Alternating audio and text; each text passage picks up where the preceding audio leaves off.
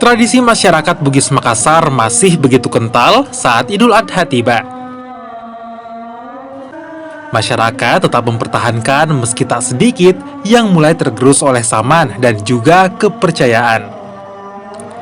Satu di antaranya adalah malepe. Malepe diartikan melepas. Dalam hal ini melepas atau mengikhlaskan dosa orang lain dengan cara memaafkan. Namun kini, arti kata malepe mengalami pergeseran makna menjadi sebutan lain untuk lebaran dengan saling memaafkan. Yang kedua adalah mak baca-baca. Ini merupakan cara warga Sulsel untuk mengungkapkan rasa syukur. Warga akan menyajikan beragam jenis makanan, lalu kemudian mengundang tokoh agama untuk memimpin doa.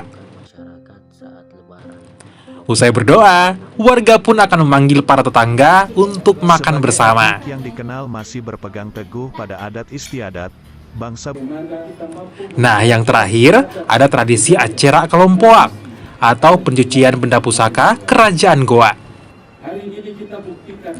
Ini merupakan agenda tahunan meski sempat vakum beberapa tahun lalu.